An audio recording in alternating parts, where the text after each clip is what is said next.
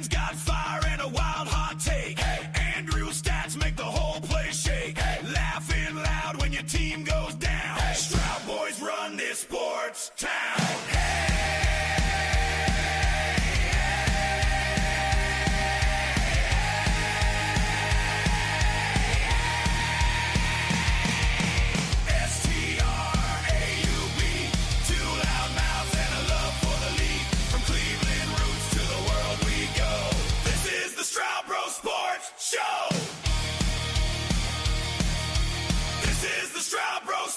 Show. Sundays, Mondays, we live for the fight. Hey, college game day and Thursday night. Hey, rivals fall and the banter flies. Hey, we bleed our teams till the day we die.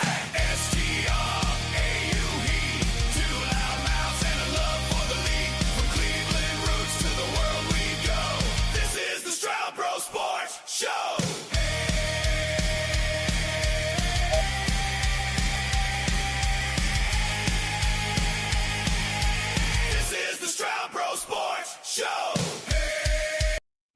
What's going on, everybody? Welcome to another episode of the Straub Bro Sports Show. I cut it off when I meant to just cut it down. Big Bro, rocking with you as always, completely flustered, has no idea what's going on right now, but I'm going to try to get it together. Little Bro, save the day. Give me a weather report, something. I'm not going to give a weather report, but I am going to say this, and I think this is probably the first time this has ever happened since we've started the show. Ken, I said it in the pre-discussion. Every one of our teams won this weekend. There was not a single sports team that let us down this weekend. And like I said, I think that's the first time this has ever happened in the history of the Straub Bro Sports Show. So I have no rants for today because I'm good. I am so good. First things first, I will always find something to complain about. So just give me a couple minutes. I'll figure it out. Let me have this one for a second, because you're right. None of our teams lost. But for me, it was a little different.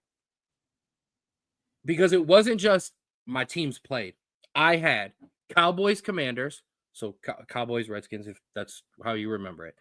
Notre Dame and USC. The greatest college rivalry ever. And then Manchester United, Liverpool, which I actually can pull rank on you and say is probably one of the biggest soccer rivalries of all time. I know it's not number one. We've got some other things, but it's up there. It's up there. And I smoked them all. Watched my beautiful cousin Cassidy get married. Watched my beautiful friends Craig and Jess get their vows renewed. Love is in the air, and so were the beat 'em downs by the Straub Bro Sports Show teams. So yeah, absolutely was amazing. Bro, I need you to do me a favor while I'm about to start rambling along here, and go tell me what's wrong with our Facebook page, because it doesn't seem like when I share the show, it was working correctly. So I just need you to go poke us. Oh no, it is working. Never mind. False alarms. Okay. So without further ado, let's get rolling. However, we're not starting with any of our teams, bro. We're actually going to start with the one thing that has nothing to do with either of our teams, and that is the GOAT. Shohei Ohtani doing GOAT things, bro. Okay? If you missed it, the Dodgers are in the World Series. They will be facing off against the Cleveland Blue Jays. Go ahead. I just want to preface before we go into Shohei. I turned off Monday Night Football to put ALCS Game 7 on the big screen because it was that good and it did not disappoint. I put it literally on the big screen like an inning before the 3-run home run by George Springer. It was absolutely immaculate. Also, argue with your mama. MLB playoff scenes and atmosphere, best in the world. Oh, yeah. Like playoffs just, it brings something else out. Especially when you're watching regular season football and college football, then you get to sneak in there. Bobby Rose Jr., appreciate you. The bros in the building. Oh, and Ray was up early, but appreciate you, Ray. My bodyguard Saturday night. Another story for another day. Straub Bro Sports Show Patreon only. So we don't one box anything in this house. You know, I 7 box, everything. But I was paying attention. So if you missed it, game 3 of the NLDS, Shohei Ohtani, 3 home runs, 10 strikeouts, 0 earned runs. Nobody has done that since wiffle ball in the backyard when your older brother comes in and beats up on all the older kids or younger kids and throws it all the strikeouts. It's unreal. And I called him the GOAT because right now he's gonna have 2 rings probably. How is he? Tell me he's not. Tell me he's not the greatest modern day baseball player that has ever existed.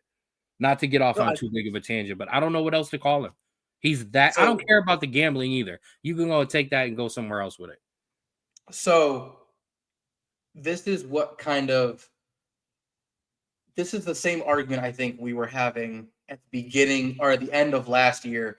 We were talking about Patrick Mahomes and this Chiefs dynasty kind of up in the upper echelon. And I think I'm going to have the same argument there is this is an amazing start to a career. One of the best starts to a career probably ever. And we still had like a half a decade in Anaheim where he was wasted. Well, even then, he looked phenomenal. Yeah. So what I'm saying is that is amazing. I need it to be 10 years and down the line and have a full view of this before I give it. Because listen, yes, he looks amazing, but if his career ended today, GOAT. I would say he had the best 5-year, 6-year run of all time, but I'm not going to say he's not the best player of all time because I need the longevity in that discussion. The same reason why I say LeBron is the best player is because looking at a complete picture, no one has done what he has done for that long. This is supposed to be a condensed Tuesday show, and you doing first take LeBron right now on me. We've talked about it many times on the show. Michael Jordan is the greatest. Well, he's not the greatest winner. Tiger Woods is the greatest winner I have ever watched play a professional sport. Argue with your mama, okay? Because your dad's not going to agree with you. So go argue with your mama. Tiger Woods is the greatest just winner I've ever seen. Michael Jordan is the most dominant basketball player. Well, I can't say dominant. The best. Because when you say dominant, love you, mama. When you say dominant, I'm sorry, like people like Shaq and Will, like big men come. But Michael Jordan is the greatest winning basketball player of all time. LeBron has the best skill set of any basketball player I have ever seen. And also one of the best minds of basketball that you've ever seen, where just he's able to break down a play. Okay, we're getting way too off topic about talking about LeBron. We're talking about baseball here. Shohei Ohtani. Listen, it's unbelievable what we're watching. My favorite part of that though was the next night when they clinched and Dave Roberts gave the best post-game press conference to his team that I've ever heard in my life, when he referenced people saying that the Dodgers were ruining baseball, and he said, let's go get 4 more and ruin baseball some more. Like, embrace the evil empire. Embrace it. Take it up. You know what? We're the bad guy. Fine. We're going to be the bad guy. F it. Yeah. So I'm absolutely here for it. I love it all the time. It's everything that Brian Kelly wishes he could be, and that's just an early shot because we've got plenty on the way. No need for that right this moment in time. No, don't care. I'm feisty. Ask her. All right, listen, Mama, I'm sorry. I was kind of pulling for Seattle too. I'm not gonna lie. Me too. Just because proud to be an American. If you've never been there, you always want to see the team that's never been there go there. Yeah. But I know honestly, hasn't been there in a very long time. But exactly, Seattle's never. But also the fact that it went 7, I think, was just the best neutral game you can go. However, the fact that it went 7 also is very concerning, considering that LA has only lost a singular game throughout this entire playoffs, and it was to the Phillies in the NLDS. And y'all out here running your bullpens out and all your starters and all your utility players. I am so scared it's going to be a 4-game series. Meanwhile, Shohei Ohtani is taking the under. Listen, shots for everybody. Sorry, Seattle. Sorry, Josh Naylor. Sorry, whatever 7 Cleveland Guardians are on that team. Congratulations to the other 9 going to the World Series. I saw a depressing ass Instagram post about all of the hitters that are just tearing it up since they left, and it just completely. I could care less about any of those guys' ages. Trade them all. I'm depressed. I don't want more baseball. I'll talk to you in April. All right.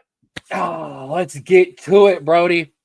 So, as we said, today is a Tuesday review only. We will not be showing you any new rankings, which should be coming out soon. I always mess this up. And they're already out. No. I'm talking about the CFP. I know it's way further down. November. Hold on, I'll get a date for you right now in 2 seconds. And ladies and gentlemen, if you were ever, go ahead. November 4th. Okay, Tuesday. And if you were ever wondering what the inside of the Straub Sports Show text thread looks like, it's a whole lot of that. Hey, bro, when is this? And then he sends me a date. Like when we go into the World Cup? Like sometime in 26. I think that's June, right? Yeah. Yeah, yes. Sure. Yes, it is. Sure. Listen, I just know I'll be there, okay? For sure. So, with that being said, like I said, review only, no previews, no new rankings. But we've got Big Bros, Big Bets, and we got Drew's quarterback watch. But we're going to start with your top 25. And Drew, we start at the top because I took some shots off top because I had to get mine out of the way before you took over the show. We're going to stop. We're going to roll down the line. We're going to hit the big ones. We're going to skip over the ones we don't care about. But this one, little bro cares about deep in his Cincinnati Bearcat soul. Buckeyes 34-0 winners over Wisconsin. Drew, which one do you want to laugh at first? The actual game or the stuff that I sent you on the side that you were just waiting to use? I was gonna say this is it was the first thing gonna come out of my mouth. The best news I got all week, or at least in this early week, even better than all of my teams winning, is reading a news report that's sent by you that despite being shut out in back-to-back games, one of those games being Iowa, and then scoring 10 points the past 2 games, and not scoring over 15 points since you played Middle Tennessee State in week 2, the AD of Wisconsin has further backed Luke Fickell as he is, quote unquote, not been given the full, the full backing of NIL and the staff. Ken, don't bring me in this. No. I'm gonna just say this real quick. Thank you. There must the AD of Wisconsin must be a Cincinnati fan, and we appreciate you because it is so great to see this team lose every week and look absolutely pathetic on offense. I tune into the games because the hate watch is that strong that I want to watch them go 3 and out every drive and laugh when they pan to Luke Fickell's face, just looking confused and disappointed and not knowing what to do, because it is having a team now that is dropping almost 50 every week on Big 12 opponents when Wisconsin's can't score a single point against Iowa. Best news I've ever had the whole season, honestly. Yeah, what I'm really mad about is my water is too far away right now and I can't get to it, and you're killing me. Listen, this one is all you. I was not going to speak very much about this game. I was just going to let you have the floor. That has got to be the worst vote of confidence I've ever heard in a long time. Yeah, congratulations on getting blown out by not just Ohio State, which, okay, but Iowa. Like, I'm sorry. We talked about 2 years ago when Caitlin Clark was at Iowa that she had more points or she had more 40-point games than Iowa did, and they blew you out and put a 0 on the score. We're just going to keep it rolling. I was going to say, just to one quick fact. In the 4 Big Ten games that Wisconsin has played this year, they have been outscored 122-20. And it's it's pure bliss. It is pure bliss. Oh, don't worry. Well, first of all, I'm coming back. And secondly, that is not the only hate watch that we got to enjoy. I actually got to enjoy the end of one with you at the ceremony and pass it along to our cousins who were easily just as thrilled. But we'll get to that one in a second. Drew, we got to go back to Friday night. Miami Hurricanes. I told you, don't have a bad defense. Not that they had a terrible defensive performance, but do not slip up on this Louisville team, or you're going to be looking up in the third quarter, up 17 or down 17, whatever, 21, whatever, and going, what in the hell is going on? And that is exactly what happened. However, Carson Beck, we praised you. Now I must shame you. The 4 interceptions, it happens. What bothered me most was afterwards. When asked about the last interception that sealed it for the Cardinals, quote, my receiver ran the wrong route. We had the right play called. There was a miscommunication, not on my end. We praised him for the grown-up play. This is a middle school press conference. You are the senior on this team. You're the adult in the room. Act like it, number one. Number two, teams will chalk this game footage and go, bad night on a Friday night. Shit happens. We'll keep it rolling. That press conference is on replay.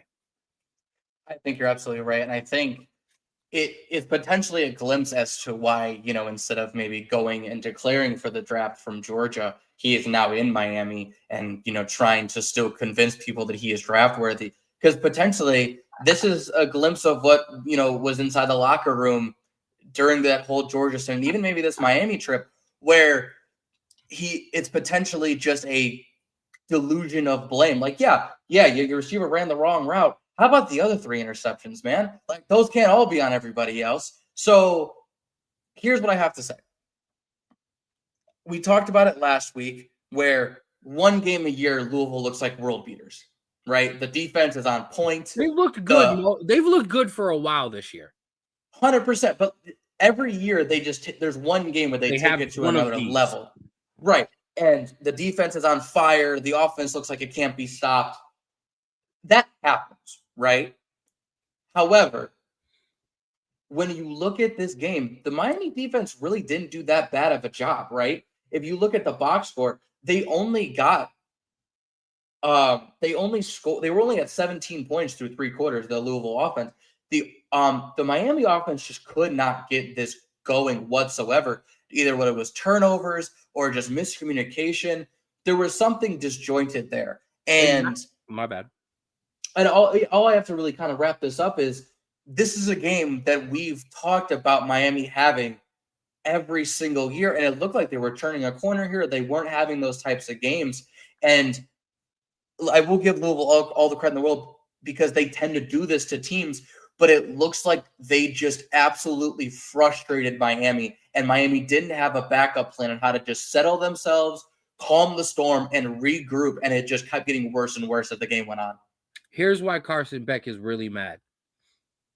Regardless of how bad it was going, he threw the 3rd interception late in the 4th quarter. On the first play that Louisville had, they caused a fumble from the running back, got the ball back on their own 15-yard line. The first play from scrimmage, Miami runs the ball into the end zone, goes for 2, gets it, then turns around immediately after that, holds Louisville to a 3-and-out, and has the ball with, I think, about a minute and something left on the clock. That's when he this drive down. That's when he throws the interception. It was still there for them, and that's the most frustrating part. You didn't just go out and get smoked one night because you had a bad night. You still had it there. So that's a tough one. Obviously, we'll see where they're going to dip in the poll. I mean, this is kind of the fun part about us. I did not actually look at the rankings. So that's okay. So I don't actually know where Miami's going to fall. We'll play to the audience like we're not going to tell them until Thursday, even though you probably already know, but we'll see where they end up. You can tell me, where does Miami end up? I was going to say, I cared about where my ranking was, so of course I looked at the rankings. Um, but Miami dropped down to 9, so they dropped 7 spots. Okay, so yeah, a big dip there. You lost to an unranked Louisville team, but hey, you still control your own destiny. Speaking of teams controlling their own destiny, I continue to be impressed with these Indiana Hoosiers. 38-13 winners over Michigan State, a Michigan State team that has played other top opponents very well, not necessarily winning games, but hanging in with Nebraska. We're going to talk about y'all later. And then hanging in there with USC as well.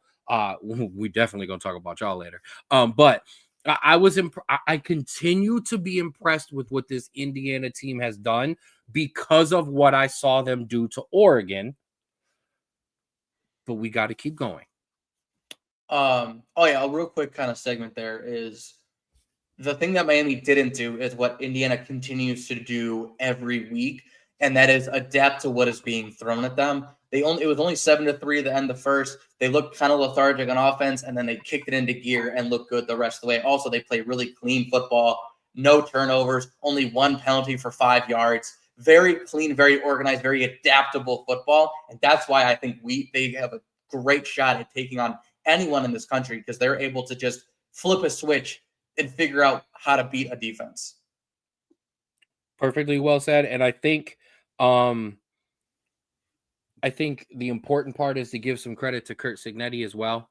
I mean, that dude, I was able to bask in the Marcus Freeman love last year of him being the next guy and a next top guy in college football. We're seeing that now with Cignetti. Like, he's bringing Indiana around, and no, and don't do this with me. Let's not turn this into a 15-minute argument. Indiana is not an upper echelon team in the Big Ten. It's not a name. That's basketball over there. Okay. They've never really truly been a name in football until Bedford's own Roger Saffold was there, and he just shout out to Raj. But what he's being able to bring in there is outstanding, number one. Number two, I think the biggest thing for me is how I know he signed the big contract. You want to say hi? You want to say hi? Lean in.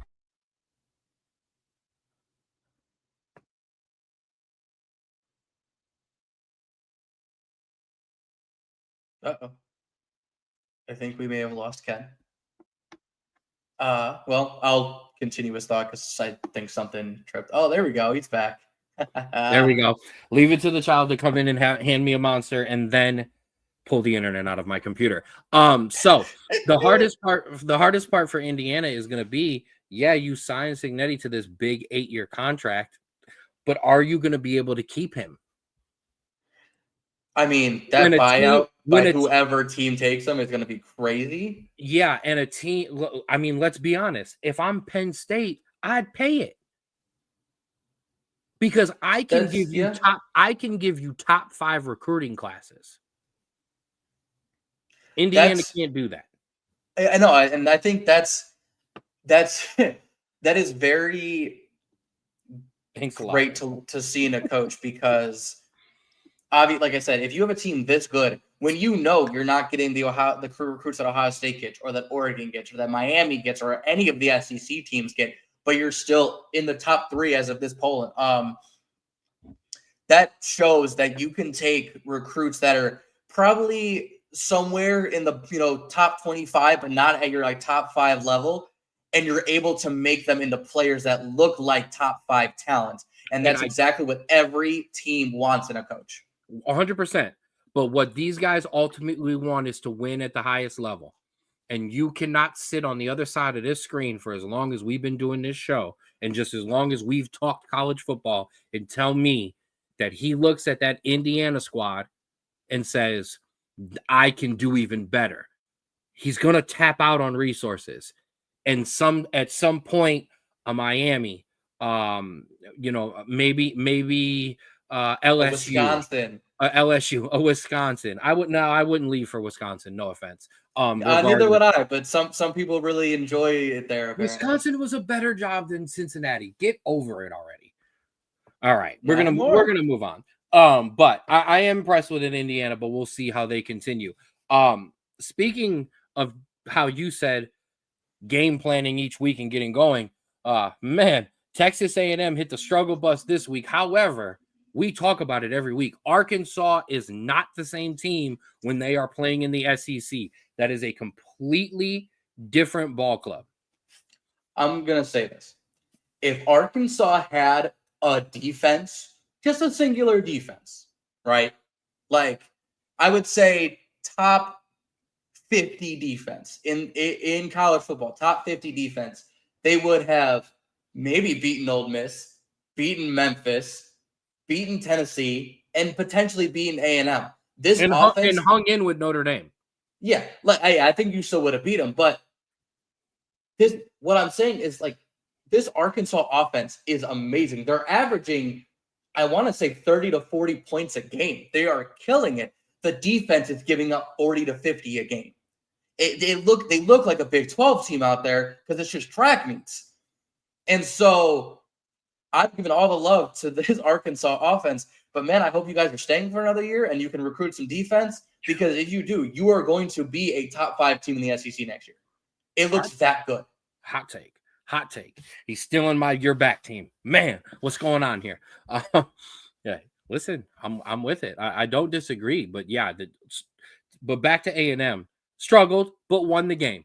Ultimately, look at what Miami did. If Miami had come in and that score was lopsided, 24-21, we would just literally be sitting here saying, hey, you avoided the slip up. You're good to go. Let's go next week. So I'm not going to be too critical of A&M. No, same because thing. they avoided the upset.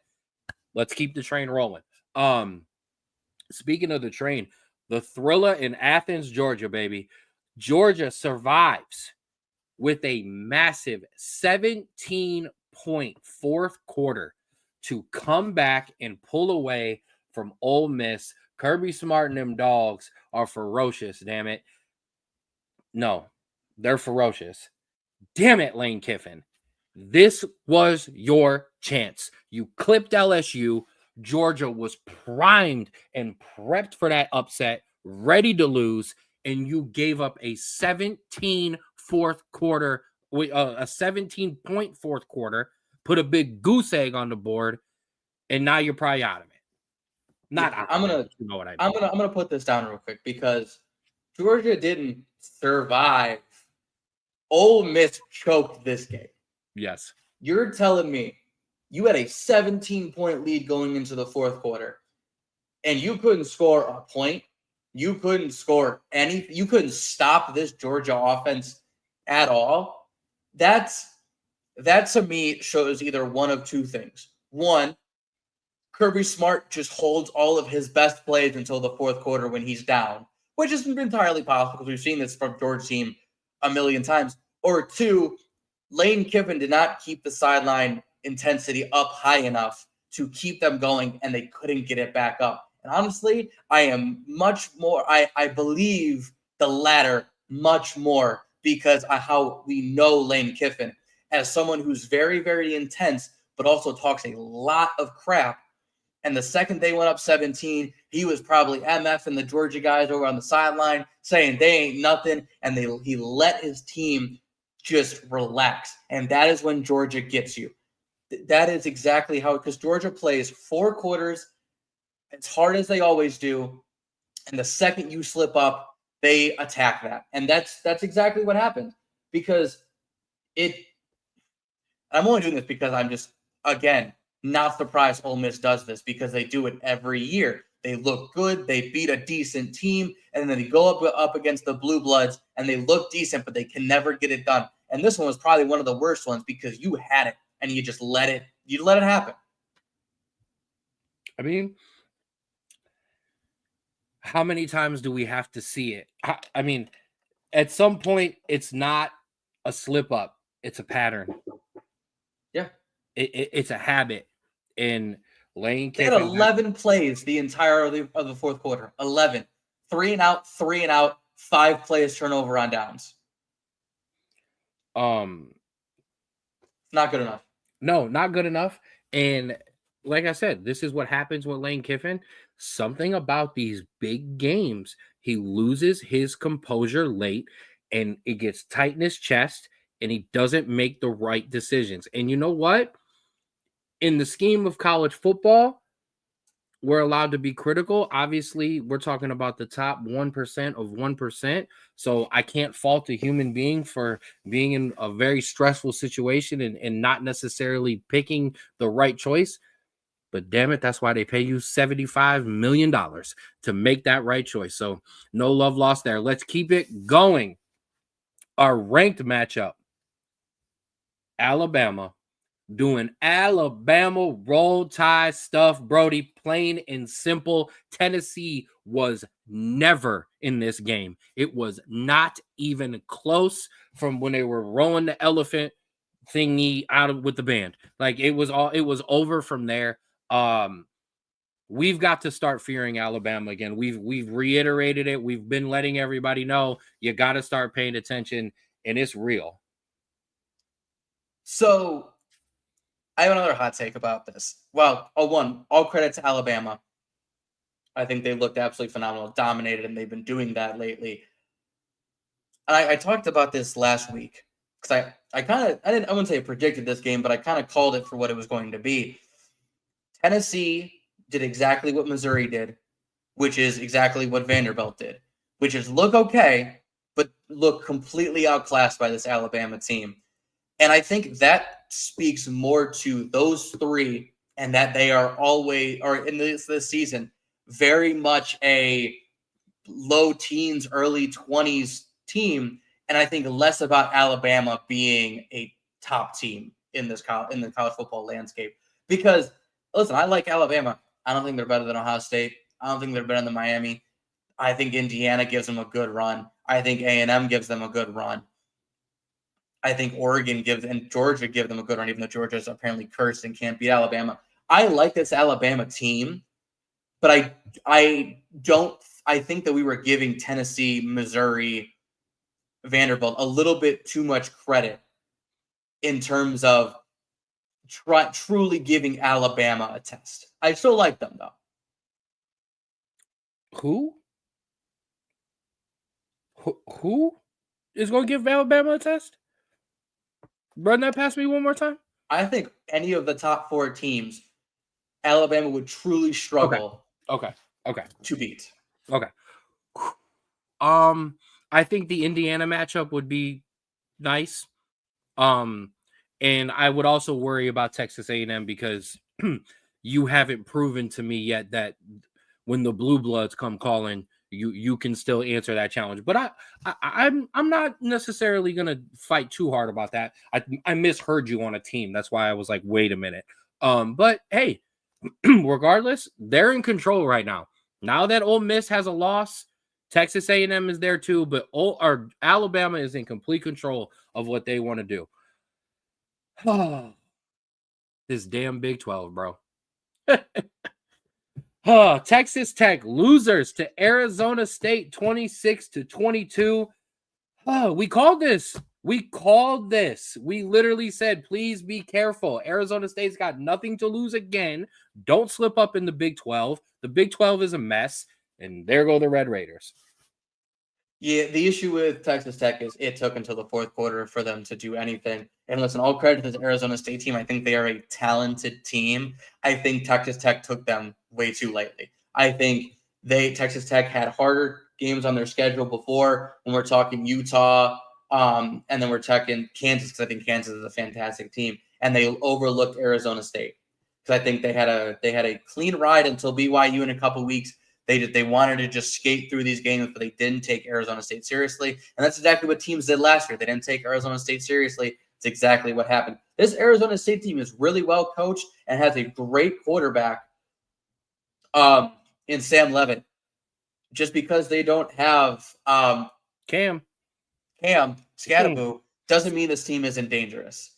And so I would say shame on Texas Tech because this Arizona State team is talented, but I think this is a lesson learned for them. It's a 100% a lesson learned.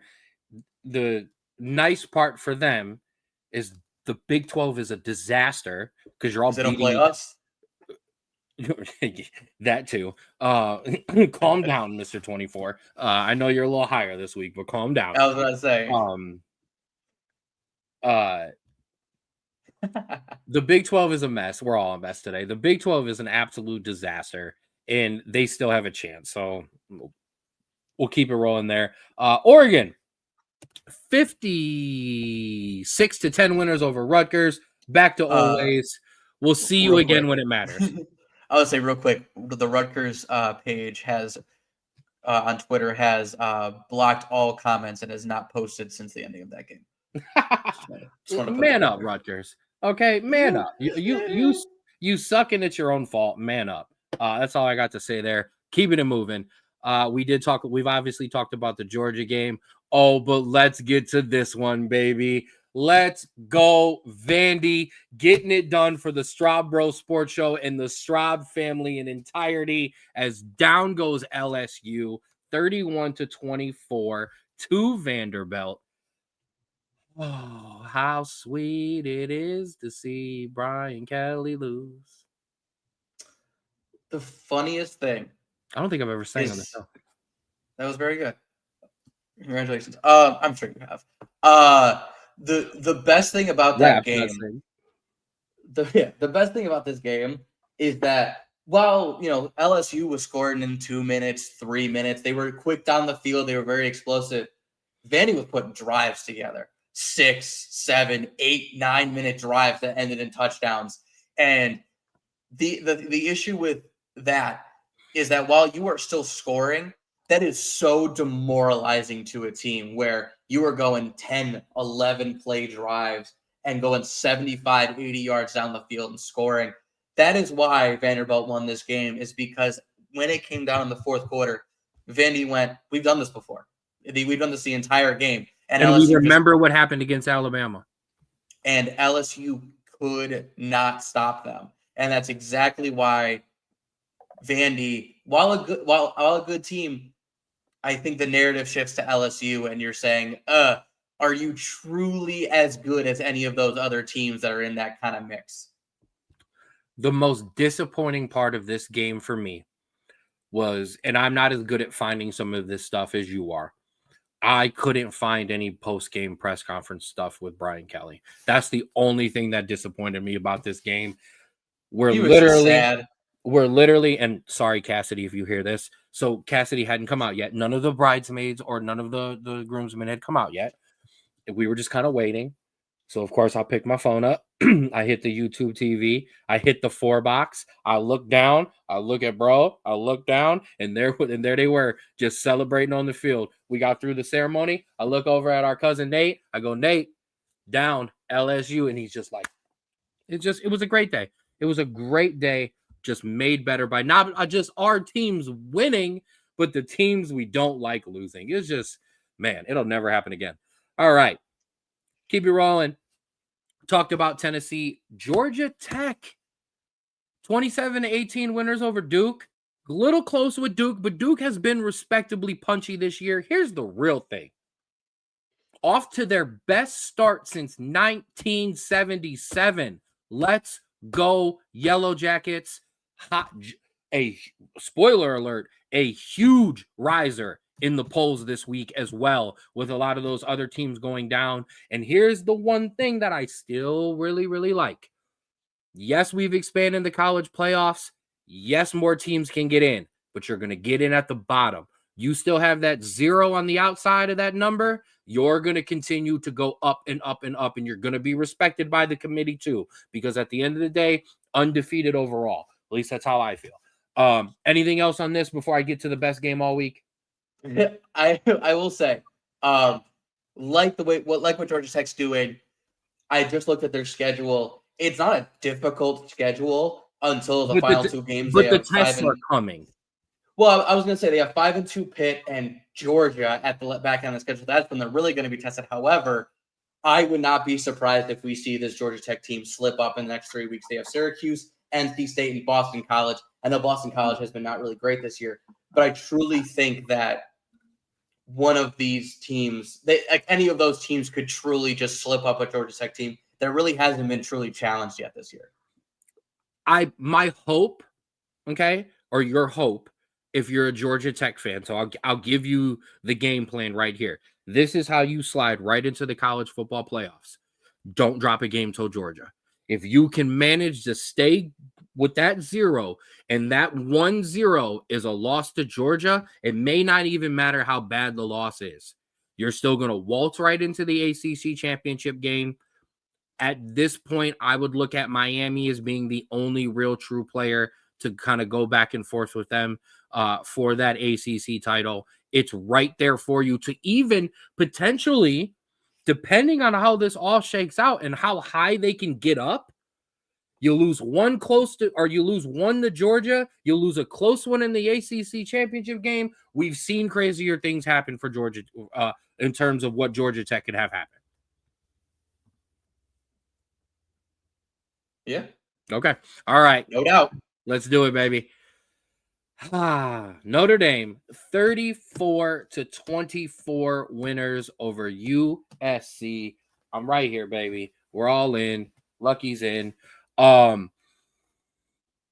Finally take care of a ranked test. Okay. There was a very good back and forth in game with the Trojans, but Batman and Superman were at it again. 100-yard kickoff return in the third quarter for Jeremiah Love really set the tone. And a career high 228 and a tutty Price had the 100-yard kickoff. Jeremiah Love had the 228 and a touchdown, a career high. But the defense, Brody, the defense. Okay. Shout out to Christian Gray. Okay. He got picked on the touchdown, the 2-point conversion, and 2 pass interference penalties, but had an interception immediately after the kickoff return touchdown, and it completely turned the tide in this game and completely flipped it over. How about that defense, though? Interception, fumble, a 4th down stop, and an interception to seal it. That's how they went off the field. That's as good as it gets for my Irish. That's the recipe to get back in it. No, I think you're absolutely right. Well, first, I want to say, Jeremiah Love is an absolute stud. I think, honestly, that dude is a Jahmyr Gibbs, I think, in the NFL. I think he's that good. I think he is just able to shift on a dime, but also break tackles and find the hole effortlessly. I'm going to give him full credit. However, I am going to say this, and it is a little bit of a critique. I watched that game with some of our cousins. This was a game that if Jeremiah Love did not have the game he had, he would have lost this game. Yeah. Because the defense played great. However, there was a lot of things that either went your way or mistakes that went unpunished by this USC team that could have easily cost you this game. Obviously, the kickoff return was great, but that's a once-in-a-season kind of thing. Then TJ Carr having not a great performance and also having a pick in the red zone on 4th and goal or 3rd and goal when you could have easily just thrown the ball away. It was a great performance by your defense. It was a seasonal performance by Jeremiah Love. 228 yards in any game, in any atmosphere is amazing.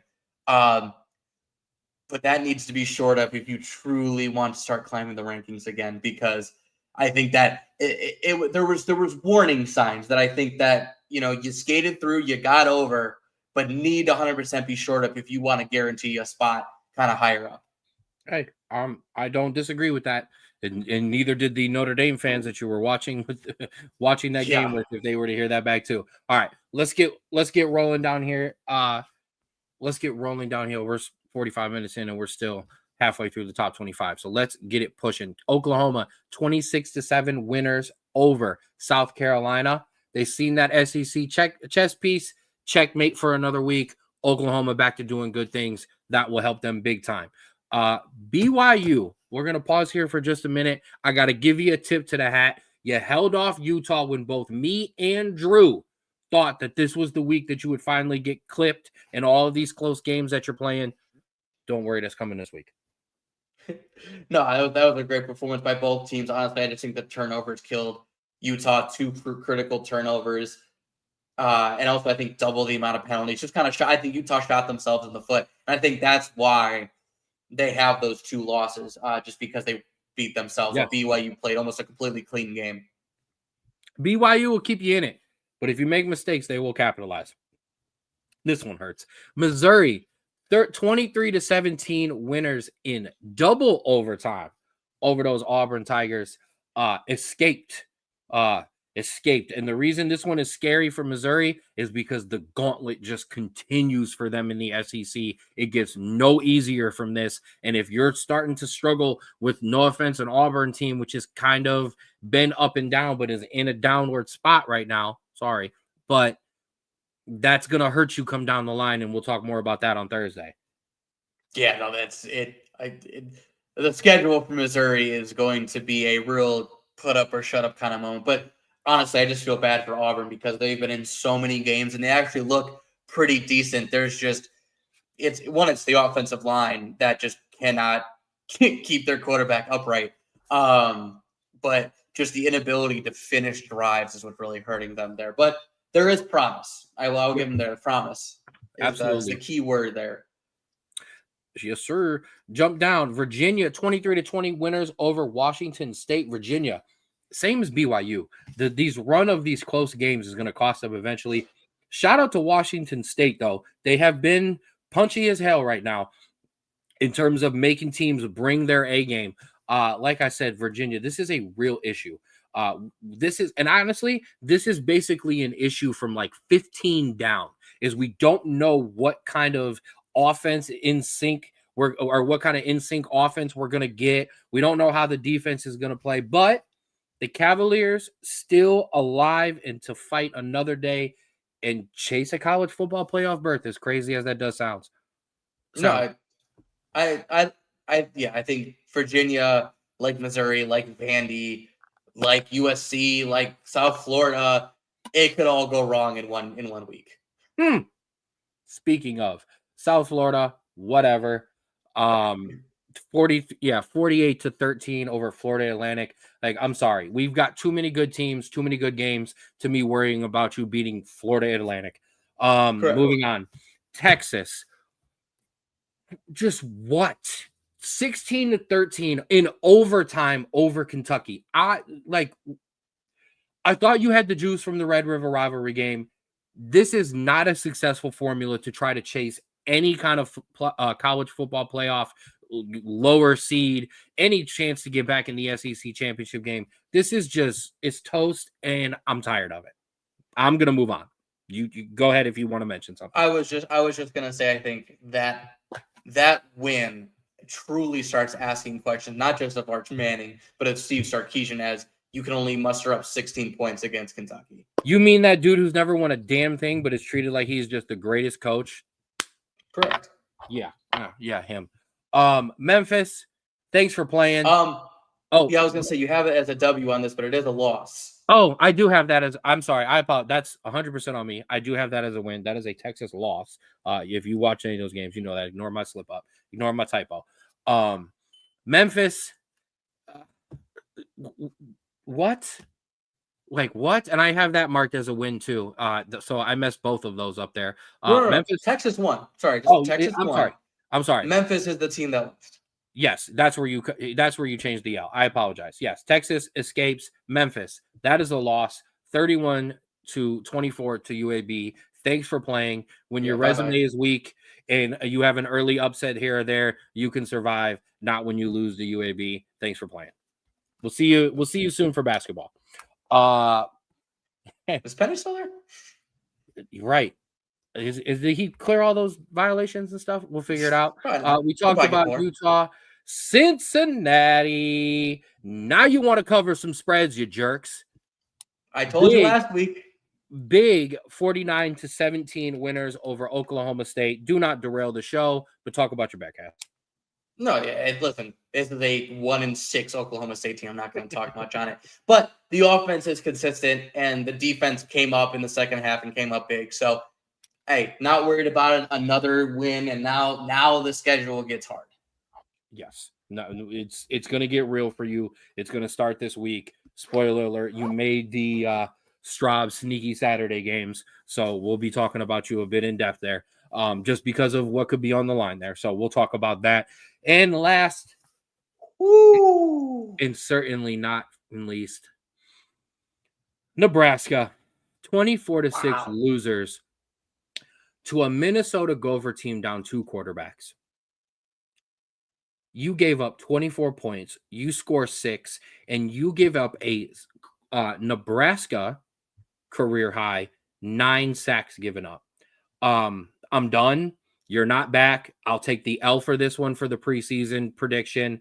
I'm done with this damn team. And Matt Rule, if you were even thinking, if you were even sniffing around the Penn State job, your phone interview clearly took you away from your game plan, and you ain't getting that job. So just pack that up and let's head in there and let's actually game plan for the team that you're actually coaching.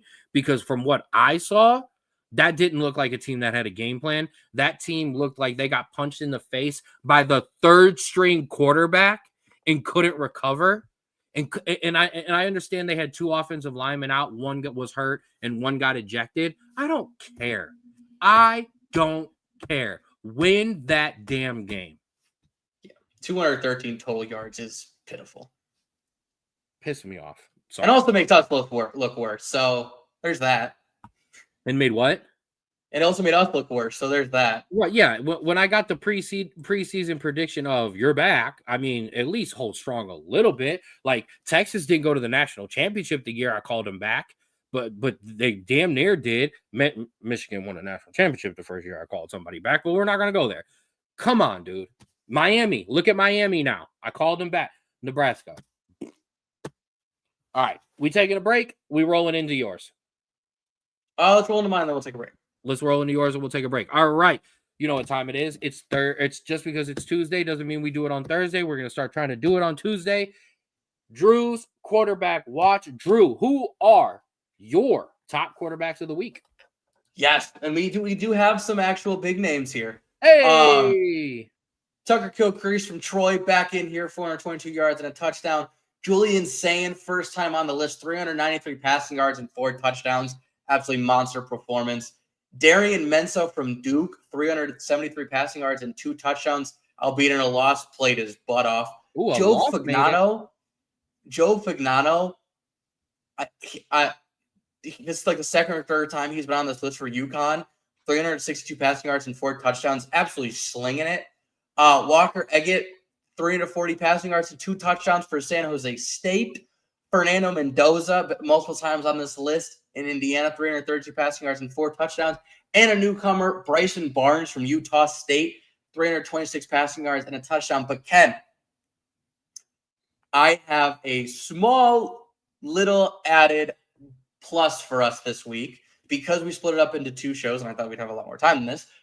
I have what I like to call Drew's Gunslinger Award leaders. Ooh, this is fire.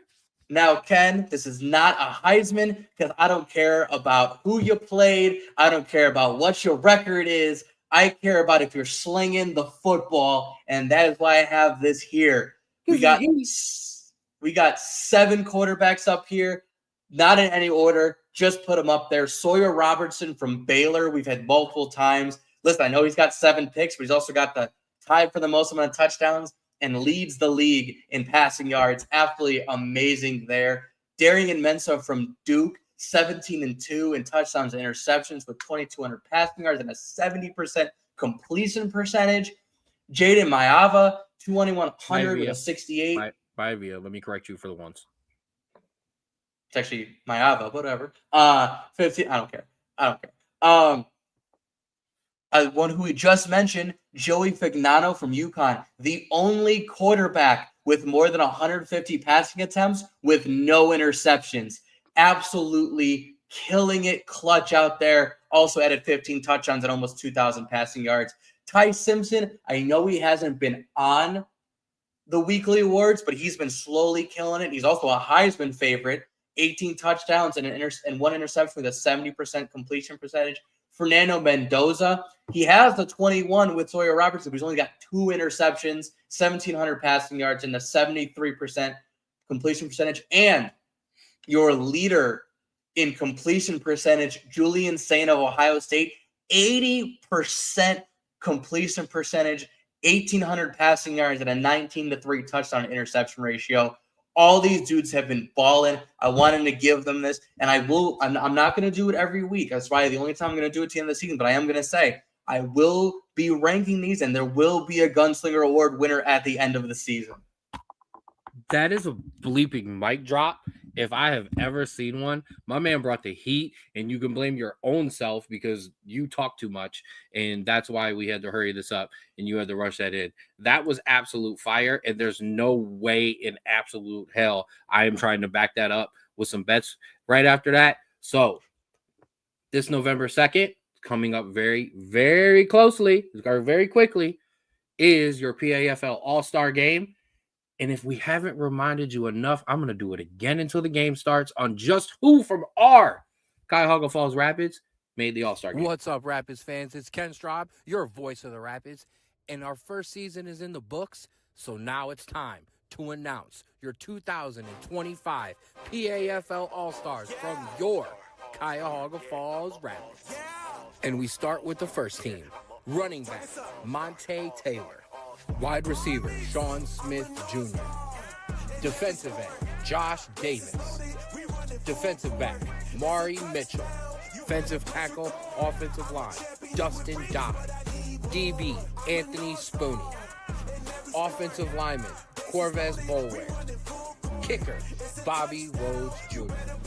And for your second team, linebacker, Mark Hale. Wide receiver, Darwin Filey. Defensive back, Sham Wright.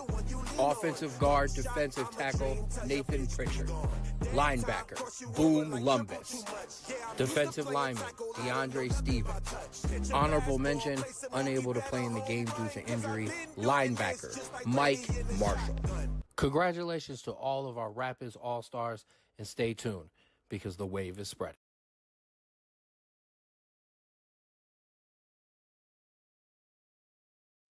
All right, everybody. It seems Kid is still getting in here, so we're going to start with the NFL now. Well, we're not. Don't you dare take my segment away. I'm back. My bad. Listen. You did bad last week. I didn't want you to have to. I don't know what you did this week. Listen, there is only one way. Okay, as I'm trying to get this thing back adjusted to where we are. There was only one way that I could counter what you just dropped, and that was a successful Big Bros Big Bets week. And by golly, Drew, we had us a big week. We are back, baby. Yes, 30-18 overall on our locks. Let's give out our congratulations and let's yell at some people. Michigan -5.5 over Washington, blew that one away. Georgia Tech at Duke under, easy money. Wyoming at Air Force, the under there, easy money. Michigan State +27.5 versus Indiana. I told you it was going to be a blowout, but that Michigan State team keeps it respectable. It was close, but they kept it respectable. Texas Tech and Arizona State over, whatever. Texas, I hate you. Okay, because it wasn't just the loss. You just blew everything up too. So I'm mad at you. You're done. You're out forever, and it's over, at least for the end of the year. 30-18 on our locks overall. We're back. And Drew, we're up to 16 upsets picks. I'm sorry, that's actually 17. That's a wrong number because we had 14 last week. We are up to 16 upsets picked. And guess what? I gave you the big dogs this week, so you better have cleaned up. Yep, San Jose State, they cost me one. Yep, South Carolina didn't get it done. No, Washington did it. But SMU, clip those Clemson Tigers. Thank you very much. Louisville took out Miami on Friday night to get your parlay started. And Drew, I'm calling you out because I put Stanford in this week. Cousin Nate bet on Stanford and told you they were going to win. And you said, quote, "You're crazy." And then, as the man that you are, and I helped raise you to be, Sunday morning you sent the text, "I'll never doubt you again." And then he went, hold on there. But no, that that was crazy because it obviously led into the talks of, Florida State having to pay Mike Norvell $59 million to buy him out. Whew. So it's conversation probably for for Thursday. But woof, hey, that is how you back up a bad week. I will say. Let's go. Now, I just want to let the rest of the world know that I hope you made money, but because Notre Dame, the Cowboys, spoiler alert, and Manchester United all won, you guys know what that means for me. Nope, not a single dollar, not a single parlay, nothing. Okay? And most of those lost by like one team or like a point. So we're not going to talk about it. We'll talk about the NFL one later. But that'll do it for college. I think we had a successful run there. A little bit long, but we're going to wrap it up here. We'll not wrap it up here with the NFL, but we'll get rolling into the NFL. And Drew, we had a funny disagreement. I'm trying to look and see. No, you didn't. Okay, you said you were going to. I sent you the correct order of these scores, and you told me you were going to put them in reverse order just to spite me, and sometimes you scared me, so I had to double check. But as always, I've got a couple of one-liners, a couple of one-hitters there for Drew to take care of and us to talk about. But we start with Thursday night. Joe Flacco isn't dead yet. What the hell, Pittsburgh Steelers? I literally said last Thursday, 3 hours before your game, hey, this is theirs. The division is theirs to win. As long as they avoid injuries, they are good to go. They avoided injuries and still lost to Joe Flacco and the Bengals. One, the Unk Bowl was immaculate. I think both those quarterbacks were incredible. But this is also what happens when you give that Bengal offense a quarterback that can actually throw the ball to their top targets. It's crazy what happens when you have two of the best wide receivers in the all NFL, the actual ability to catch and run with the football. I mean, they're going to be dangerous if anybody's competent, as long as someone is competent there. Yeah. But they haven't had anyone close, and now they do, and Joe's going to make a damn playoff run with the Bengals until Burrow gets hurt, the same way he did with the Browns, and this is ridiculous, and it just shows how awful your franchise is. But we'll keep it rolling. I don't know what's going on with these Steelers, but they better figure it out. I know, defense, man. You know it's Chase and Higgins and all that. Like, I got that. But get it together. Rams, remind us that Trevor Lawrence is mid and that Chiefs game meant nothing. I think, one, you're absolutely right. But two, I think also that the Rams, when healthy, are viable for a NFC championship game appearance if they continue this way, because they are that talented. If Puka can be healthy, if Matthew Stafford can maintain the back, yeah, they're going to be all right. So, the Bears. Oh, you see, we're already screwed up. I don't like you. That's fine. Pats, I'll try to go in your order. The Pats are going to do this. You already just missed one. Oh, I did. I'm sorry. Oh, wait, my bad. Here, I'm going to stay with the Pats for a second and I'll go back. See, this is why you stay on my order. The Pats are going to do this. The Pats are going to upset this division run by the Bills. I'm telling you, it is theirs to lose. The schedule is easy. They are taking care of the easy teams, regardless of whether or not you agree with me. They will have an easy schedule after they play the world beaters, the Cleveland Browns, next week. I am talking straight out of my butt. That win meant nothing. Anyways, I like this Patriots team. The Titans team is very young. I'm not saying they're bad. They're just young. Next. All right. I'll go back up. Eagles 28-22 winners over the Vikings. Can somebody beat these damn Eagles? They're not that good. I will say, hey, they actually threw to their top, 10, their two top 10 receivers, and they played really well and they won the game. Crazy how that works. Crazy how the offense looks good when you actually throw to, two of the 10 best receivers in all of NFL. I mean, yeah, they did. The offense exploded. The Minnesota Vikings defense imploded and couldn't hang on. But whatever. I don't care. They're not that good. I don't care. Can you be a hater? Yeah, it's my show. Congratulations. Straub Bros sports show. I'm a hater. I'm being a hater. I just wrote who knows. Don't even Don't I even just know. talk I about just that know game. who knows. Yeah, Panthers 13-6 winners over the Giants. If you watch that, I'm sorry. Like you have an issue that and was you should talk bad. to someone. If you watch that, and if you bet on that, unless it was the under, you're even more of a degenerate than me. And I don't know if that's possible. Man, the Browns 31-6 winners of the Dolphins. The Browns are not the Browns because they played the other Browns. Listen. This is my honest opinion. That win, while felt good because it showed that we are not that low. We are not the Jets. We are not the Panthers. We are not the Saints. We are not the Dolphins. We're not in that bottom tier of just worthless teams this year. We are a step above, which I guess is something. This win meant nothing. I'm sorry. Dylan Gabriel still looked very Mid. below average. Mid. The Man, he running wasn't game even looked good, mid. but the running game looked great, but that's because Miami has such a bad run defense, and also that's the only thing we could do. And the defense looked great as usual. One, this win meant nothing, and two, I am going to give you what I think we should do from moving forward as an organization. Next week, give Gabriel one more game. If he looks that bad, you have a bye week of the next week. Ramp up Shador, let him go the rest of the season. Oh, I've seen enough. I've seen enough. The Browns would become must-watch TV.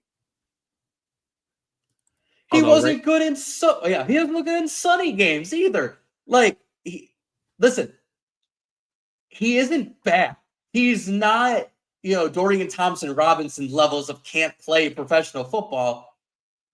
But there's been no progression week to week, and whether that's a Stefanski problem or not, in this offense, Dylan Gabriel is not performing any better than Joe Flacco was. You need to give the other kid a shot before the end of the year, a legit shot. And we talked about this. I talked about this before. You need to give them both a legit chance.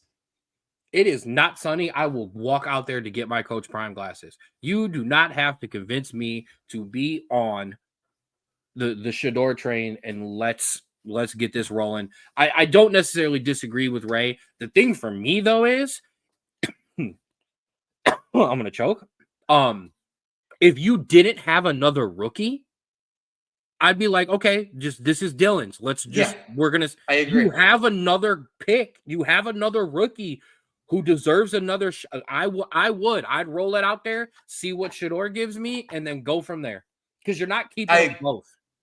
I agree. And I think this is something that I think now everyone as a Browns organization can agree on, is that either Stefanski hires an offensive coordinator that is going to call plays that can actually produce an offense that is capable of like moving down the field, or he needs to go. Because I am okay with him being a leader as a head coach, but he cannot call plays on the offense.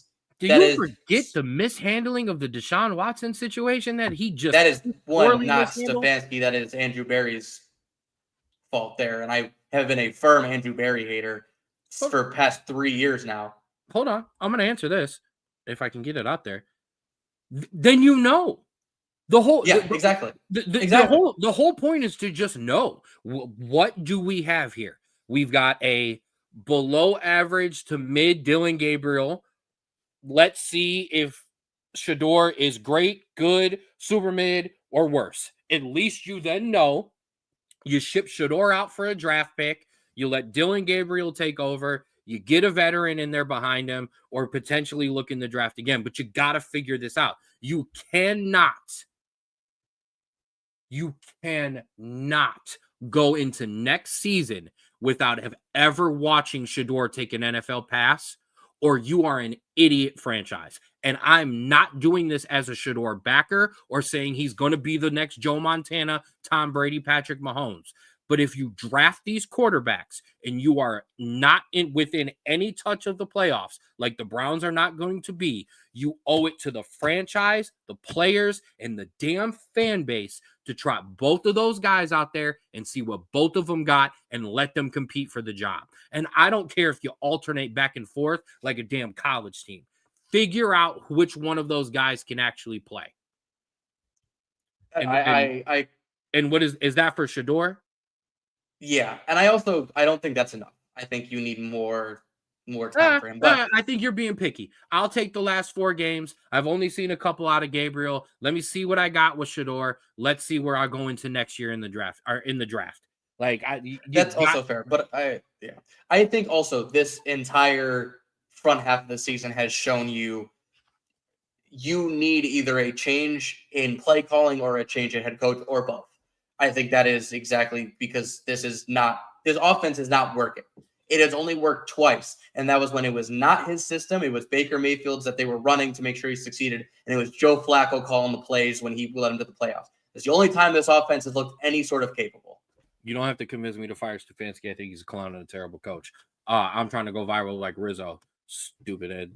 Yelling and screaming at everybody. Let's move on. Like I'm done with your franchise for a minute. The Bears, all I'm going to say is I'm just really happy they're winning these games. They're starting to actually put that franchise into a positive light.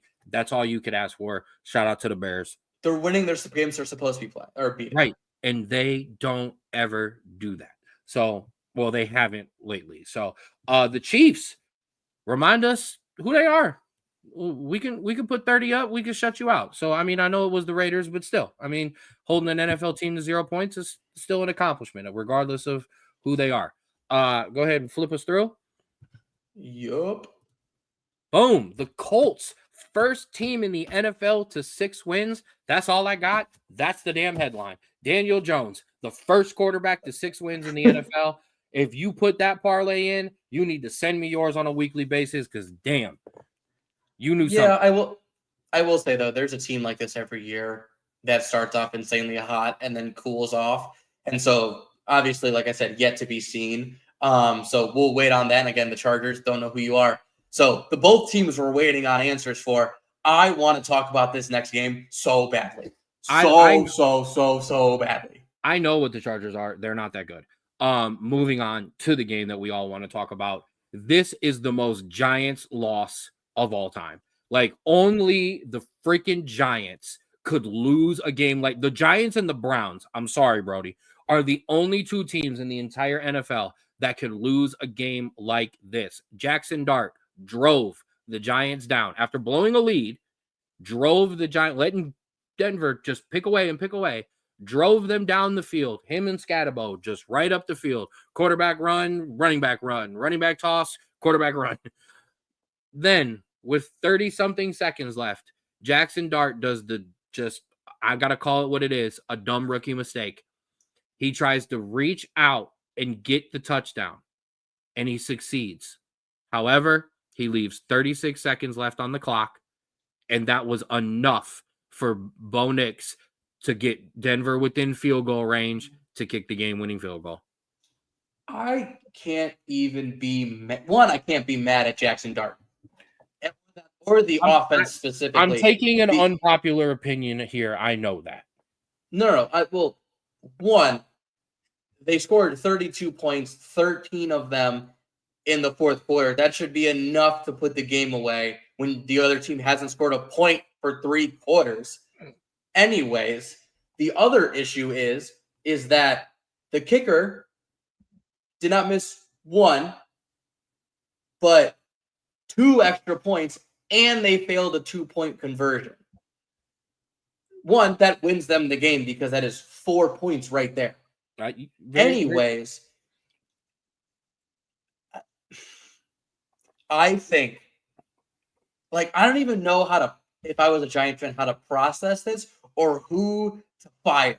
Because how are you going 3 quarters, not giving up a single point and looking like world beaters in terms defensively, and then give up 33 points in the fourth quarter? I didn't even think that was possible. While you talk about other games, I'm going to look up the most points in a single quarter history because I generally have not seen a time where someone has scored 33 points in a single quarter. Yeah, it's probably like when Jim Brown was around and you were good. Wow, that was not nice. Sorry. Yes. And here, this is where I'll take my unpopular opinion and I'll put some ground behind it. And neither was my parlay. I had the Broncos. The new NFL analytics. Okay. I don't agree with these analytics. I agree with a lot of analytics. I agree with a lot of the going forward on fourth downs. I'm not 100% sure on all these 2-point conversions. We'll get there. The one thing that I just don't get behind, man, put points on the board. Put points on the board. This falling down at the 1 yard line shit, this run it. I'm not with it. I'll be a dinosaur. You can get off my lawn. Put 6 on the board. However, if Jackson Dart does not reach out for that touchdown and he goes down, more time runs off the clock. They still have an opportunity to put it in, and then there's no chance for the Broncos to come back. I'm not saying that I'm going to sit here and tell you, no, Jackson Dart, but when I hear multiple people talk about it, this is the way the NFL is going. They're going to be critical when the team can turn around and score, especially now when you got guys like Brandon Aubrey and these other kickers where the minute you get them near the 50, game over. They're putting it in. Unless you're the Giants kicker. By the way, the second highest points in a quarter in NFL history, just behind the 07 Lions that put up 34 in a quarter. I would not have a single bad thing to say about Jackson Dart in this game. Not a single. I would, if I was his coach, I would say you did nothing wrong that is on your defense. Number one, I agree with you. Number two, I'm glad you're in on this Jackson Dart thing now. Welcome. Fully on it. We've got a full set of hats, t-shirts, necklaces. We've got everything. He's making mistakes, but he does remind me of a certain Oklahoma quarterback that the Browns drafted, where he's going to make mistakes, but he's fun to watch and he makes some good throws. And his teammates love him, and them boys ride for him. I'm gonna. Packers win 27-23 over the Cardinals, and I'm going to say it for the fifth week in a row. The Packers are mid. Change my mind. I don't even think it's the Packers. I think it's Jordan Love. I think Jordan Love has been very disappointing this season. As my fantasy team just put Daniel Jones in officially over him. No, Jordan Love has been very unimpressive. Maybe Jaden Reed is the answer when he comes back, but I think it's more so of the offense than I think anything. And again, Cardinals, get rid of Kyler Murray, start over, figure something out. He's not the answer. You've been exactly this team for 3 years now. I mean, yeah, I've already said I'm done with Kyler Murray. I don't think he's a good NFL quarterback. I don't think he's going to succeed. Go play some baseball. You mean the non-Dallas Cowboy Dak Prescott over there? That's who we're talking about being mid? Who, while Dak Prescott's having an MVP-like season, that dude's just midding it up. Whatever. All right. Can we get to the real thing? Huh? I mean, can we get to the real thing? You didn't.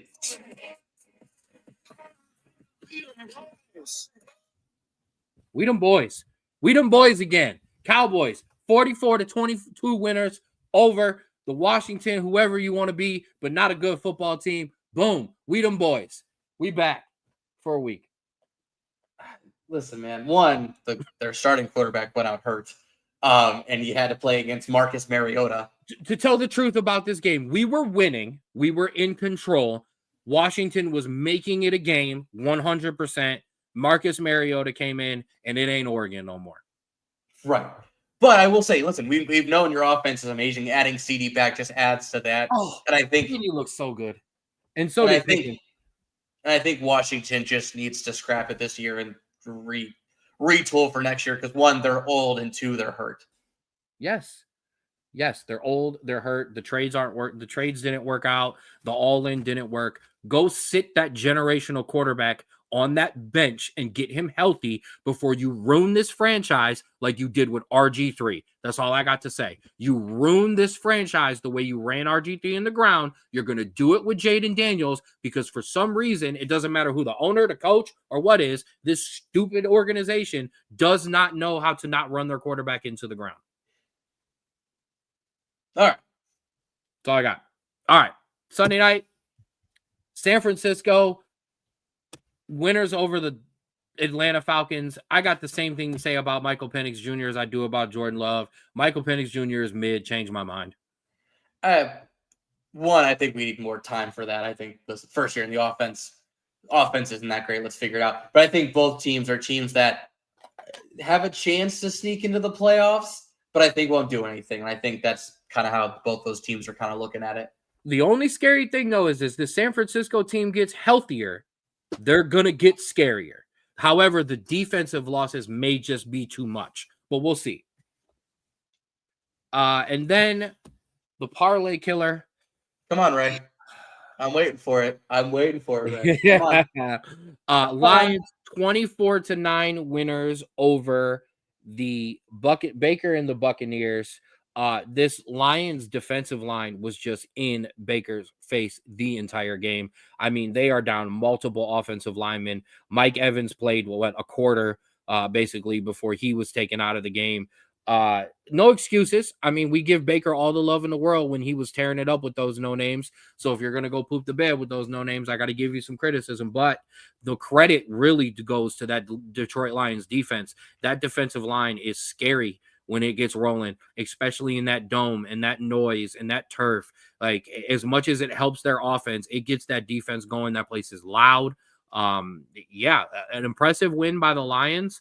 I don't look at the Buccaneers in a bad light because of how unhealthy they are. And that's not no Baker excuses. That's just facts. This team is decimated right now on offense by injuries.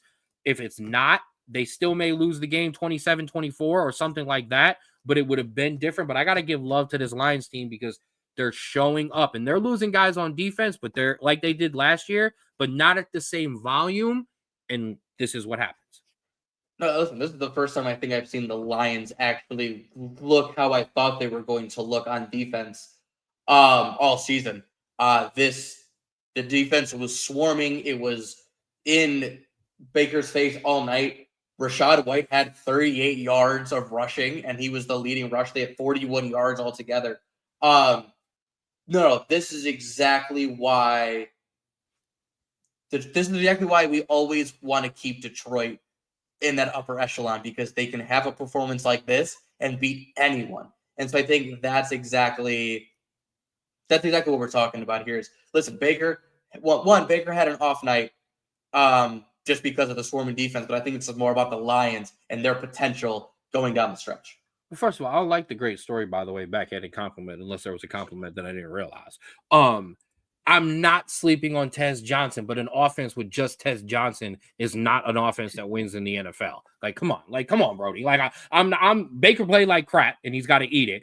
But an offense with just Tez Johnson is not good. I'm just throwing that out. And I hurt Tez Johnson in an offense, or Tez Johnson in an offense that's already got some guys that's lethal. Like, I'm not sleeping on him. I'm not. But he ain't a number one. Like, he's not him yet. So that's it was my great story. I felt like that was a shot. I felt hurtful, right? No, he's just saying it is a great, like, his story is a great story. That's very good, right? He's got a Browns offense again, if that's what you're saying. Oh, that was a good one. He's got a Browns offense and a 0-16 offensive line. That's that's what he's got. And then lastly, Seahawks 27-19 winners over the Houston Texans. CJ Stroud is mid, changed my mind. Yeah, there's a theme here this week. Said that for years. The Seahawks continue to be kind of dangerous. But also I think the offense has its limitations, and I think sorry, I'm losing my train of thought here. I think also Sam Darnold has his limitations. And also the running game just isn't there. I think Seattle is going to win a bunch of games because their defense is that good, because they took Baltimore's defensive coordinator. But unless they truly can figure out how to make this offense more explosive, I can't see them beating some of these upper echelon teams. I agree. And we're going to finish it up, as always, with the footy. Let's do it. Bang. Look at that graphic. A lot of fun results this week. We'll do you last because we'll let you go. That is what she said. I will talk. Chelsea, 3-0 win over Newcastle. A game, honestly, where we could finish and they didn't. This game should have been like 3-2 us. If we're being honest, they had. Well, listen, we had red cards in the last 4 games and 5 out of our last 6. Apparently, that's just what we do now. I don't understand what happens there. But like I said, this game should have been closer. But I'm glad we got the win. We also got Ange Postecoglou fired. So apologies for that, but he wasn't looking that great anyways. Aston Villa finally turned a corner offensively with the 2-1 win over Spurs. They finally look good again. Rodgers is looking good. Ollie Watkins is getting in the play. This is what we thought this Aston Villa team was going to be at the beginning of the year. Glad to see they're doing better. Tottenham being Tottenham. We did talk about, first of all, congratulations to your Blues. I said you were a title contender. You're showing out to finally get back into that level. This Aston Villa team, we mentioned it at the transfer deadline. Could the guys that they pulled in at the end help kind of restabilize this team and allow the other guys that they bought during the offseason to flourish? That is starting to happen for Villa. Absolutely.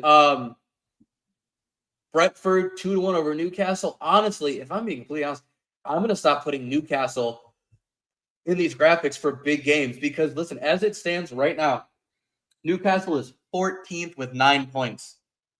They have 2 wins, 3 draws, and 3 losses with a 0 goal differential. Sorry, you don't belong in big games right now when you are losing to teams like Brighton that, even though they've been good in the past, are kind of average right now. So Newcastle, you got to get it together if you want to continue to talk about you because you're playing really, really bad. And finally, Ken, I asked you last week, I said, listen, I know we just had the international break, but you've been looking so much better. Liverpool is on the downswing. Can you keep up the form? You weren't sure, but you had faith. And you know what? That faith was restored. Manchester United 2, Liverpool 1 off a Harry Maguire last-minute winner. Ken, I'm sure you did exactly what I did when Estevao scored the winner against Liverpool and screamed like a little girl and ran around your apartment. Tell me how you're feeling. Tell me what is going through your mind. Harry Maguire! Oh, and shout out to Bruno Fernandes, who did, if you don't know, if you're not a soccer guy, if this makes no sense to you, you've heard me talk about Harry Blockhead Maguire. I love you so much, you blockhead. He gets so much criticism, but there's these viral videos that have gone just insanely viral, especially over in the UK. And they're mostly of Harry Maguire's mistakes with this high-pitched voice that goes, Harry Maguire! And shout out to Bruno Fernandes, who walked into the locker room after the game and while they were celebrating, went, Harry Maguire! I love it. He gets so much criticism, but you know what? That man is prime Zlatan Ibrahimovic, Didier Drogba in the box. That man is lethal with the header. You know what? And saying this, no, it's probably going to get clipped. We're back. Guess what? And it wasn't just me. Even the United fans accounts. We're in the title race. Let's go. We are back.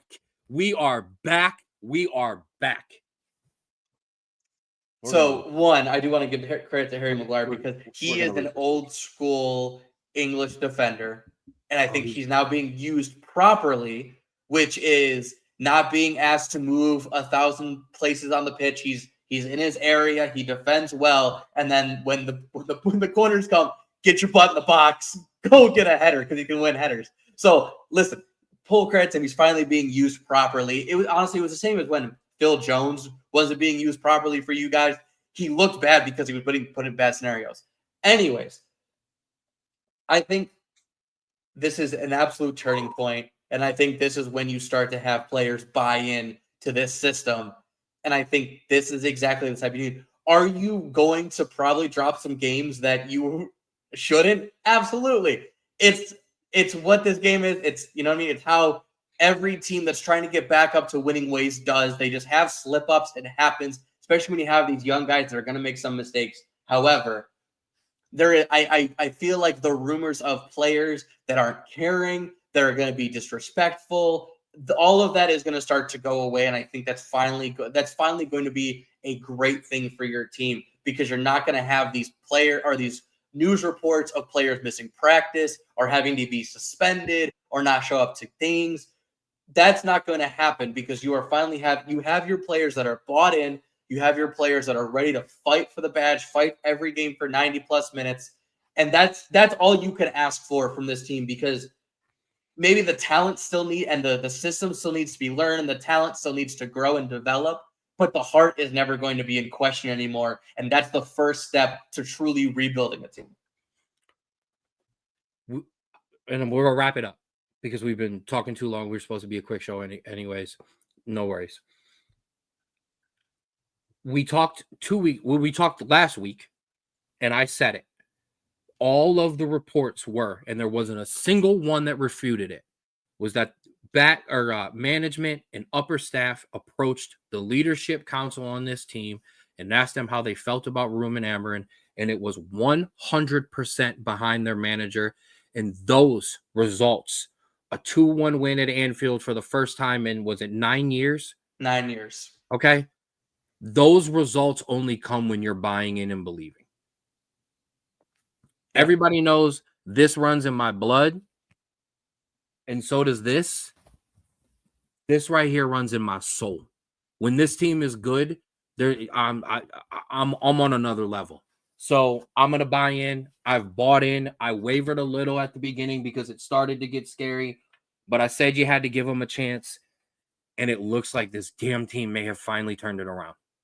So that's all I exactly what you need. Absolutely. So, all right.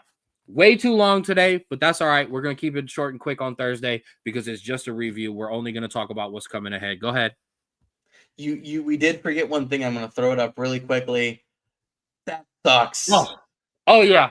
I'm sorry. That sucks. I didn't so want bad. to talk about it. I didn't want to talk about it. We were almost perfect on our NFL parlay, except for the damn Bucks and Lions. And I was stupid, and I should have took the under. I should not have touched that 52.5. Okay. However, we killed it all over the place. Other than that, we mixed it up a little bit. I didn't go money line. And for the record, I don't count those non-money line green checks in my overall record. That overall record is about the money line and us just taking teams straight up. So that Giants +7, Patriots -7, Bears -5.5, and the and the overs we hit and didn't aren't going to go in. I'm not keeping track of that because that's going to get wonky. I'm not 100% sure I'm going to do that every week. I just wanted to get in a little bit of a better flow with the NFL, and we did it. We killed it on our bets. Drew killed it on his quarterbacks, and we killed it on this show. That'll do it for us here on the Straub Bro Sports Show, our Tuesday review. We will be back on Thursday at 5:15, our normal time slot. It's review time. Straub Bros Sneaky Saturdays. Straub Bros Big Saturdays. It's all coming. Plus, as always, I'm going to cook you up some locks. I'm going to cook us up some upsets, and I'm going to cook us up an NFL winner. And you know what? I may cook us up a Premier League parlay too. I haven't done any yet this year. I wanted to get my feet under me. I haven't been able to watch as much Premier League as I've normally been able to, minus my United. So I may try to cook one up for us on Thursday as well. But regardless, appreciate you, big dog. Think we swinging tonight. Not 100% sure, but we'll see. Regardless, Drew, final thoughts, final shout outs. Yeah, thank you, everyone commenting, liking, watching, however you digest and support this show. 2 shout outs. 1, Champions League is back this today and tomorrow. Absolutely fantastic. Been watching that at work. Don't tell my boss. Anyways, second shout out, NBA back tonight. Rockets Thunder at 7:30. Warriors and Lakers at 10, both on NBC. Cavs play tomorrow. Maybe we talk about that on Thursday. I don't know. Maybe we'll see what happens. But anyways, tune into those. Love y'all. Have a great couple days. I will see you on Thursday. Absolutely. We'll talk about that, Kaz. I'm going to give the NBA probably about 2 weeks before I cook any NBA parlays up on the bet side. But we're going to have some bets. Well, we may not cover the NBA on a full regular basis. We still going to try to make some money off of it, baby. Shout out to all my Rapids guys who have been throwing all around all the parlays too. Excuse me. Shout out to everybody who's been commenting. commenting. Shout out to everybody who's been with us. Oh, I already know Ray's ready. Love you, mama. Big shout out to you. Thank you, everybody who has been rocking with us and rocked with us today.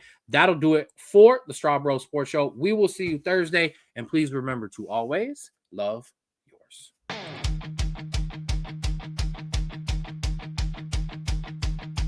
Hey, Ken's got fire and a wild hot take. Hey, Andrew's stats make the whole place shake. Hey, laughing loud when your team goes down. Hey, Straub boys run this sports town.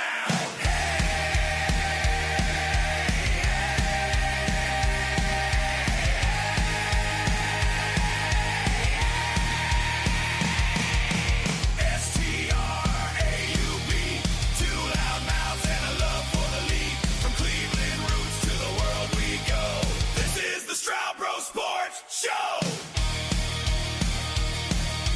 This is the Straub Bros Sports Show!